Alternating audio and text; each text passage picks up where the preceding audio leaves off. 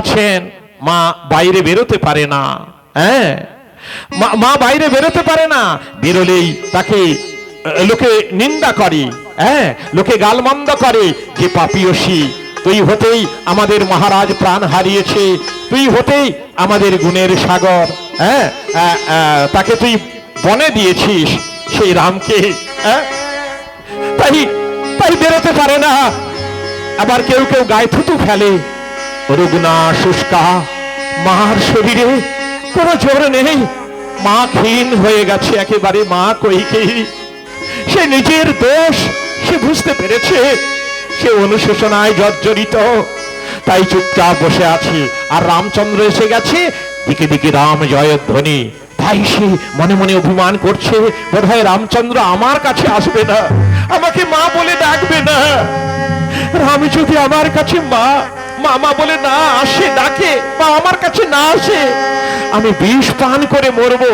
তাই দাসী তারা এক বাটি বিষ এনে রেখেছে। হ্যাঁ, যদি রামচন্দ্র মা বলে না ডাকে তাহলে বিষ পান করে মরবে। ওই যে আপন মন্দিরে নয়নের নীরে হাসিছে কইকেয়ী রানী।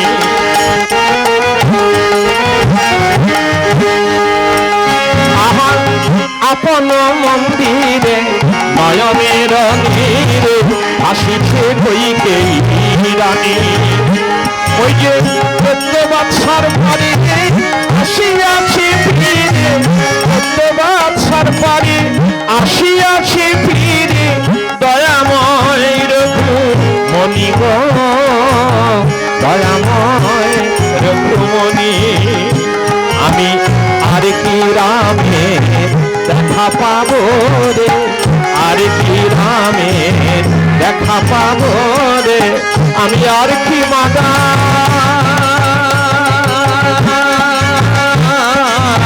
শনিবারে পাবো, আর কি রামে দেখা পাবো রে। ভুজঙ্গিনী হয়ে আমি বনেতে আছি, কাল ভুজঙ্গিনী হয়ে তারে বনে বেরিয়াছি। আর বনবাস থেকে ফিরে এসে আমায় মা বলে ডাকবে কি, আমায় মা বলে ডাকবে কি, আমায় ডাকবে না রে, আরে মা বলে আর ডাকবে না রে। ওই যে বনবাস থেকে ফিরে